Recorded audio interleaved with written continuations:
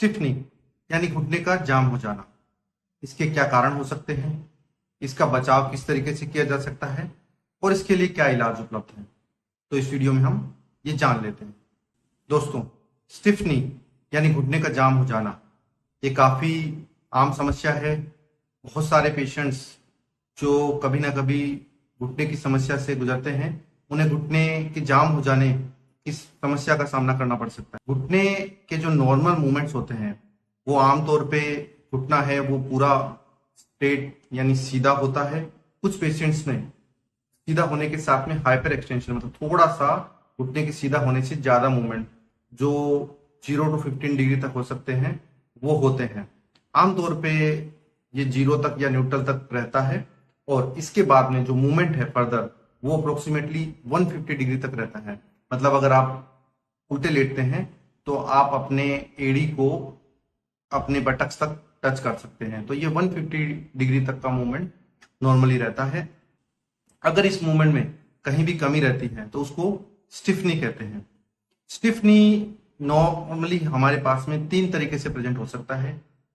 First जो type है वो है फिक्स फ्लेक्शन डिफॉर्मिटी, मतलब आपका घुटना है वो पूरा सीधा नहीं होता है, लेकिन जिस एंड तक सीधा होता है उससे फर्दर वो घुटना मुड़ सकता है। दूसरा जो टाइप होता है वो है कि आपका घुटना है वो सीधा तो होता है लेकिन मुड़ता नहीं है। और जो तीसरा टाइप होता है उसमें घुटना आपका एक जगह पे अटक जाता है, ना तो वो पूरा सीधा हो पाता है ना ही उस जगह से वो मुड़ पाता है। तो इसमें जो सबसे टिपिकल प्रेजेंटेशन है वो तीसरे टाइप का है, जिसमें घुटना एक पर्टिकुलर डिग्री पे अटक जाता है और उससे ना ही पूरा सीधा होता है ना ही मुड़ता है। तो ये पेशेंट्स है वो सबसे डिफिकल्ट टू ट्रीट होते हैं। किन किन कारणों से ये घुटना जाम हो सकता है, उसमें सबसे पहले तो आता है कोई भी चोट। तो घुटनों में आपको कोई इंजरी हुई है, जैसे कोई लिगामेंट इंजरी या फिर कोई मेनिस्कस की चोट या कार्टिलेज की चोट, तो घुटने में जो लिगामेंट्स हैं वो घुटने को स्टेबल रखते हैं, जो मेनिस्कस है वो कार्टिलेज है वो घुटने के जो नॉर्मल मूवमेंट्स है उनको बनाए रखते हैं। अगर इनमें कहीं भी चोट लगती है उसके बाद में घुटने में ब्लीडिंग होती है, तो ये ब्लीडिंग है वो जो जॉइंट का स्पेस है वहां पे इकट्ठी हो जाती है। और अगर आप इसको बहुत लंबे समय तक इमोबिलाइज रखते हैं, जैसे किसी ब्रेस में या फिर किसी प्लास्टर में, आमतौर पे जैसे आप विलेज में किसी नी इंजरी को दिखाते हैं तो वो इसमें प्लास्टर लगा देते हैं, तो ये प्लास्टर लगाने के बाद में भी इसमें जकड़न हो सकती है। आमतौर पे ये इंजरी के कारण से होती है, जो ब्लीडिंग इसमें होती है, मूवमेंट रिस्ट्रिक्ट होते हैं, पेन की वजह से अगर आप मूवमेंट नहीं हो पाते हैं तो इस वजह से जो घुटना है वो जाम हो सकता है। एक बड़ा ही कॉमन जो सेकंड कारण है वो हमारे पास में हमारे यूट्यूब सोशल मीडिया चैनल्स पे बहुत ही कॉमनली हमसे सवाल पूछते हैं कि हमने कोई सर्जरी करवाई थी, तो आफ्टर सर्जरी है वो स्टिफनेस काफी कॉमन है। जैसे आपने कोई लिगामेंट की सर्जरी कराई या तो कोई आर्थ्रोस्कोपिक सर्जरी हो, चाहे वो दूरबीन की सर्जरी हो चाहे वो ओपन सर्जरी हो, किसी भी सर्जरी में जो है उसके बाद में घुटना जाम हो सकता है। एसीएल की सर्जरी कराई हो आपने या कोई और लिगामेंट की सर्जरी कराई, स्पेशली कोई मल्टी लिगामेंट की सर्जरी कराई हो, या कोई फ्रैक्चर आपने घुटने के अराउंड ऑपरेट कराया हो, जैसे आपने जो फीमर का फ्रैक्चर है उसको ऑपरेट कराया हो या टिबिया का फ्रैक्चर ऑपरेट करवाया हो, पटेला बोन का फ्रैक्चर है वो ऑपरेट करवाया हो। तीसरा जो कॉमन कारण हमें देखने को मिलता है वो है इन्फेक्शन। तो कोई बैक्टीरियल इन्फेक्शन जिसमें घुटने के अंदर में पस पड़ गया हो तो उस केस में घुटना जाम हो सकता है। भारत में कॉमनली जैसे ट्यूबरकुलोसिस टीबी है वो काफी कॉमन है और टीबी के बाद में भी घुटना है वो आपका जाम हो सकता है। इसके बाद में जो चौथा प्रमुख कारण है वो है आर्थराइटिस। इसमें रूमेटॉइड आर्थराइटिस यानी जो गठिया वाय होता है उसमें भी जो महिलाओं में काफी कॉमनली देखा जाता है उसमें भी घुटना जाम हो सकता है।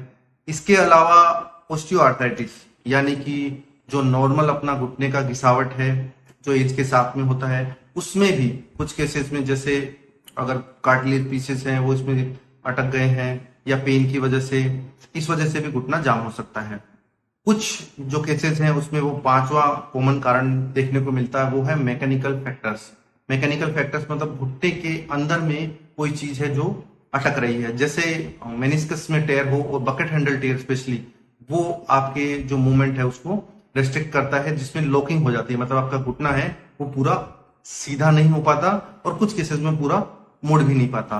कई बार जो घुटने में है लूज बॉडी होती है, सामान्य तौर पे ये लूज बॉडीज होती है, वो कार्टिलेज के पीसेस होते हैं, कोई कार्टिलेज इंजरी के बाद में होते हैं, या और कोई जो लूज बॉडी है जो घुटने में हो, वो अगर कहीं पे जाके जॉइंट के अंदर में अटक जाए, नॉर्मली जो रिसेसेस होते हैं, जो ऊपर के पाउच होते हैं, वहां पे रहती है और ये जॉइंट माइस कहते हैं, ये घुटने में घूमती रहती है। लेकिन अगर ये दोनों बोन्स के और जो कार्टिलेज के बीच में आ जाती है तो घुटने को सीधा होने और मोड़ने में ये दिक्कत कर सकती है। कई बार जो कार्टिलेज के पीसेस हैं फ्लेक्स इंजरी के बाद में वो अटक जाते हैं, उसको पीसेस है वो घुटने को सीधा नहीं होने देते, मुड़ने नहीं देते। कई बार जो लिगामेंट के पीसेस हैं, वो जैसे एसीएल का लिगामेंट है, वो कई बार रिफ्लेक्ट होके आगे की तरफ में आ जाता है, तो वो घुटने को पूरा सीधा नहीं होने देता। तो ये कुछ मुख्य कारण थे जिसकी वजह से घुटना है वो जाम हो सकता है। आपकी कोई इंजरी हुई है और घुटना जाम है, वो ना हो, इसके लिए आप क्या कर सकते हैं? तो सबसे इंपॉर्टेंट चीज तो इसमें रहती है टाइमिंग। टाइमिंग जो घुटने की एक्सरसाइज स्टार्ट करने की है वो बहुत इंपॉर्टेंट है। जैसे आपको कोई नी इंजरी होती है तो सबसे पहली सलाह तो ये है कि आप किसी नी इंजरी के एक्सपर्ट को दिखाएं, जिससे वो एक प्रॉपर प्लानिंग प्रोटोकॉल बना सके कि आपको इतने समय तक आपके घुटने को है वो इमोबिलाइज रखना है। या तो वो ब्रेस हो सकता है, कुछ केसेस में प्लास्टर भी हो सकता है, लेकिन उसकी जो टाइमिंग है वो बहुत ही महत्वपूर्ण है। सही समय पे जितने समय तक एडुकेटली उसको इमोबिलाइज रखना है उतने तक रखेंगे तो घुटना जाम होने के चांसेस बहुत ही कम रहते हैं।